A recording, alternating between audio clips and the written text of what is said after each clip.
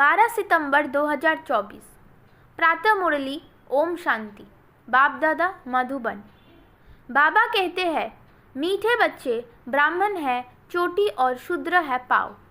जब शूद्र से ब्राह्मण बने तब देवता बन सकेंगे। प्रश्न, तुम्हारी शुभ भावना कौन सी है जिसका भी मनुष्य विरोध करते हैं? उत्तर, तुम्हारी शुभ भावना है कि ये पुरानी दुनिया खत्म हो, नई दुनिया स्थापन हो जाए। इसके लिए तुम कहते हो कि ये पुरानी दुनिया अब विनाश हुई की हुई। इसका भी मनुष्य विरोध करते हैं। प्रश्न, इस इंद्रप्रस्थ का मुख्य कायदा क्या है? उत्तर, कोई भी पतित शूद्र को इस इंद्रप्रस्थ की सभा में नहीं ला सकते। अगर कोई ले आते हैं तो उस पर भी पाप लग जाता है। ओम शांति। रूहानी बच्चों प्रति रूहानी बाप बैठ समझाते हैं। रूहानी बच्चे जानते हैं हम अपने लिए अपना देवी राज्य फिर से स्थापन कर रहे हैं, क्योंकि तुम ब्रह्म कुमार कुमारियाँ हो, तुम ही जानते हो। परंतु माया तुम्हें भी भुला देती है। तुम देवता बनना चाहते हो तो माया तुमको ब्राह्मण से शूद्र बना देती है। शिव बाबा को याद न करने से ब्राह्मण शूद्र बन जाते हैं। बच्चों को ये मालूम है कि हम अपना राज्य स्थापन कर रहे हैं। जब राज्य स्थापन हो जाएगा फिर ये पुरानी सृष्टि नहीं रहेगी।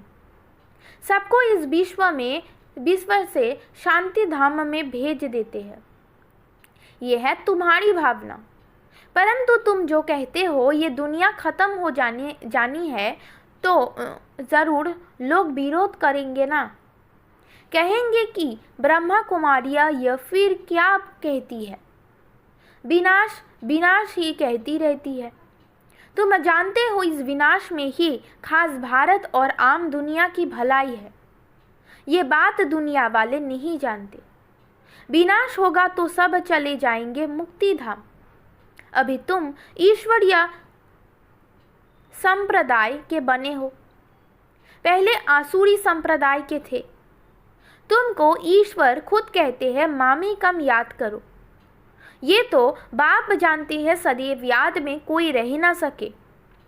सदैव याद रहे तो विकर्म विनाश हो जाए, फिर तो कर्मातीत अवस्था हो जाए।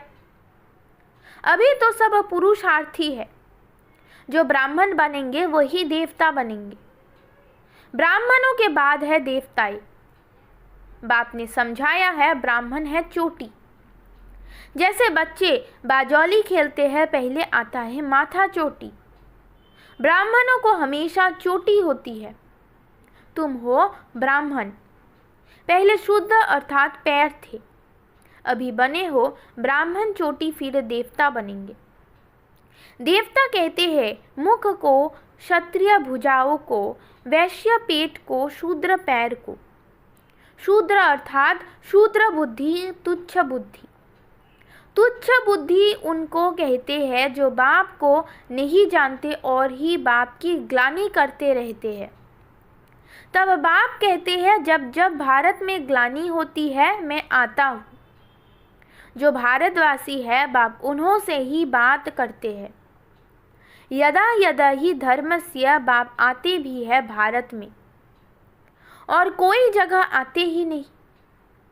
भारत ही अविनाशी खंड है। बाप भी अविनाशी है। वो कभी जन्म मरण में नहीं आते। बाप अविनाशी आत्माओं को ही बैठ सुनाते हैं। ये शरीर तो है अविनाशी विनाशी। अभी तुम शरीर का भान छोड़कर अपने को आत्मा समझने लगे हो। बाप ने समझाया था कि होली पर कोकी पकाते हैं तो कोकी सारी जल जाती है, धागा नहीं जलता। आत्मा कभी विनाश नहीं होती है। इस पर ही ये मिसाल है। ये कोई भी मनुष्य मात्र को मालूम नहीं कि आत्मा अविनाशी है। वो तो कह देते आत्मा निर्लेप है। बाप कहते हैं नहीं, आत्मा ही अच्छा व बुरा कर्म करती है इस शरीर द्वारा। एक शरीर छोड़ फिर दूसरा लेती है और कर्म भोगती है तो वो हिसाब किताब ले आई ना।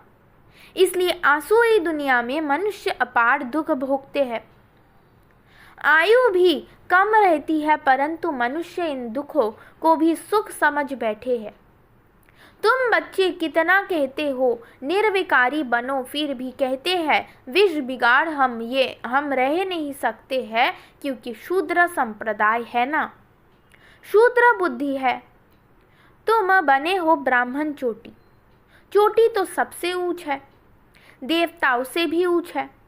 तुम इस समय देवताओं से भी ऊंचे हो, क्योंकि बाप के साथ हो। बाप इस समय तुमको पढ़ाते हैं।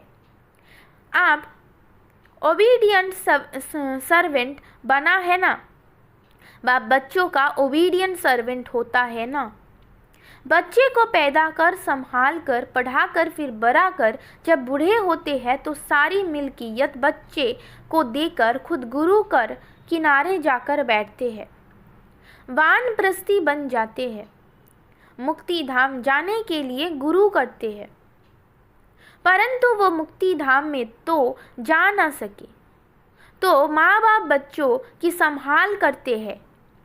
समझो माँ बीमार पड़ती है, बच्चे टट्टी कर देते हैं तो बाप को उठानी पड़े ना, तो माँ बाप बच्चे के सर्वेंट ठहरे ना, सारी मिल्कियत बच्चों को दे देते हैं। बेहद का बाप भी कहते हैं मैं जब आता हूँ तो कोई छोटे बच्चों के पास नहीं आता हूँ, तुम तो बड़े हो ना, तुमको बैठ शिक्षा देते हैं। तुम शिव बाबा के बच्चे बनते हो तो बीके कहलाते हो।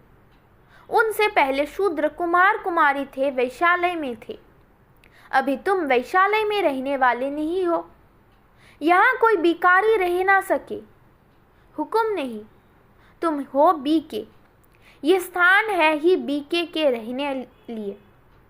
कोई बहुत अनारी बच्चे हैं जो ये समझते नहीं कि शूद्र कहा जाता है पतित विकार में जाने वालों को, उन्हों को यहाँ रहने का हुक्म नहीं आ नहीं सकते।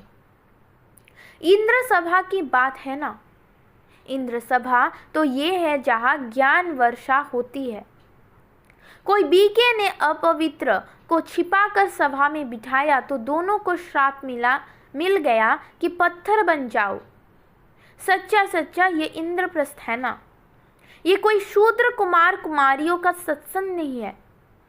पवित्र होते हैं देवताएं, पतित होते हैं शूद्र। पतितों को बाप आकर पावन देवता बनाते हैं। अभी तुम पतित से पावन बन रहे हो, तो ये हो गई इंद्र सभा। अगर बिगाड़ पूछे कोई भिखारी को ले आते हैं तो बहुत सजा मिल जाती है, पत्थर बुद्धि बन जाते हैं। यहाँ पारस बुद्धि बन रहे हो ना, तो उनको जो ले आते हैं उनको भी श्राप मिल जाता है। तुम भिखारियों को छिपा कर क्यों ले आई?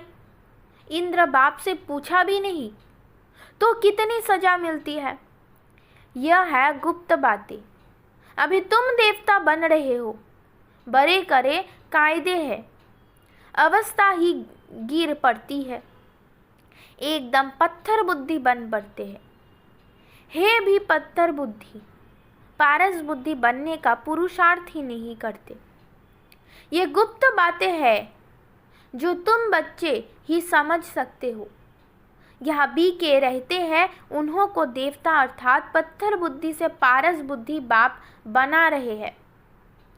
बाप मीठे मीठे बच्चों को समझाते हैं कोई भी कायदा ना तोड़ो, नहीं तो उन्हें 5 भूत पकड़ लेंगे। काम, क्रोध, लोभ, मोह, अहंकार, ये 5 बड़े बड़े भूत हैं आधा कल्प के। तुम यहाँ भूतों को भगाने आए हो। आत्मा जो शूद्र पवित्र थी वह अपवित्र, अशुद्ध, दुखी, रोगी बन गई है। इस दुनिया में अथाह दुख है। बाप आकर ज्ञान वर्षा करते हैं, तुम बच्चों द्वारा ही करते हैं। तुम्हारे लिए स्वर्ग रचते हैं, तुम ही योग बल से देवता बनते हो।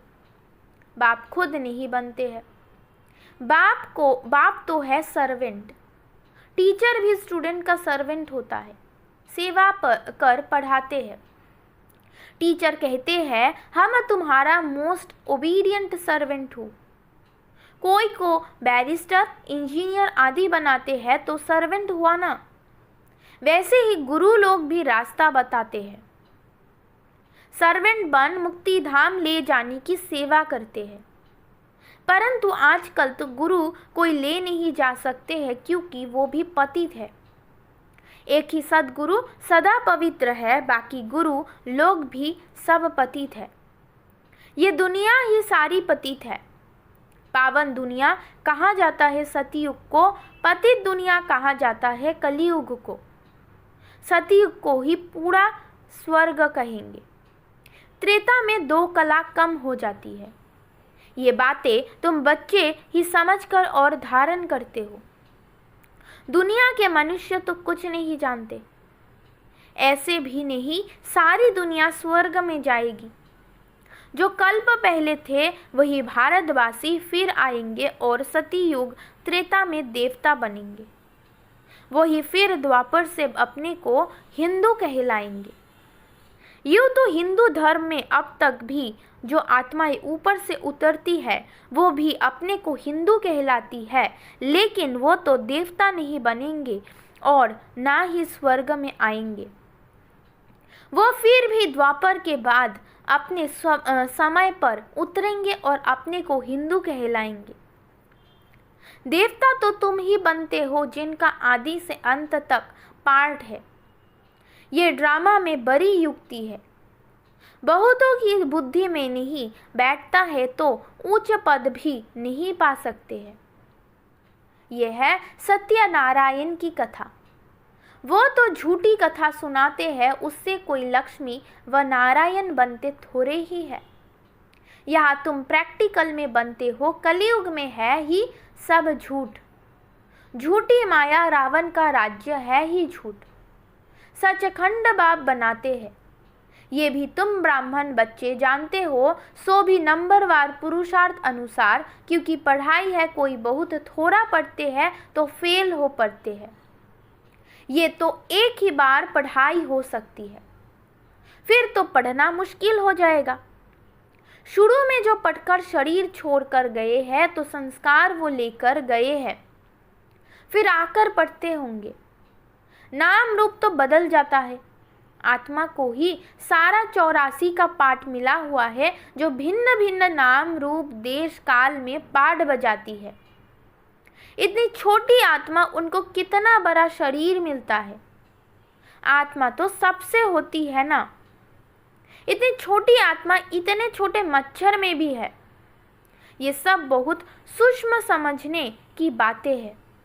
जो बच्चे ये अच्छी रीति समझते हैं वही माला का दाना बनते हैं। बाकी तो जाकर पाई पैसे का पद पाएंगे। अभी तुम्हारा ये फूलों का बगीचा बन रहा है।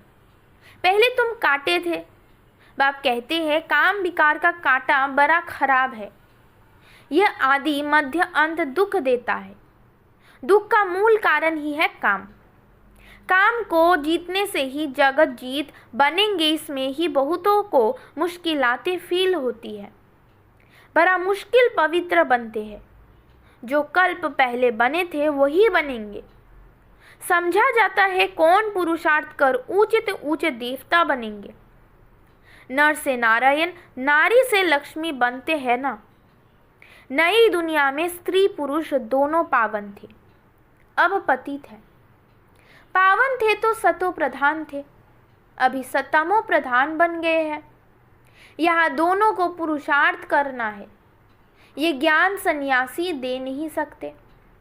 वो धर्म ही अलग है निवृत्त मार्ग का। यह भगवान तो स्त्री पुरुष दोनों को पढ़ाते हैं। दोनों को कहते हैं अब शूद्र से ब्राह्मण बनकर फिर लक्ष्मी नारायण बनना है, तब तो नहीं बनेंगे। लक्ष्मी नारायण की भी डिनाइस्टी होती है। उन्होंने राज्य कैसे लिया ये कोई नहीं जानते हैं। सतयुग में इनका राज्य था ये भी समझते हैं, परंतु सदियों को फिर लाखों वर्ष दे दिया है तो ये अज्ञानता हुई ना। बाप कहते हैं ये है ही कांटों का जंगल, वो है फूलों का बगीचा।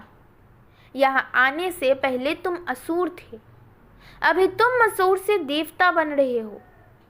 कौन बनाते हैं? बेहद का बाप।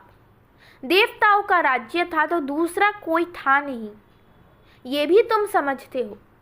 जो नहीं समझ सकते हैं उनको ही पतित कहा जाता है। ये है ब्रह्म कुमार कुमारियों की सभा।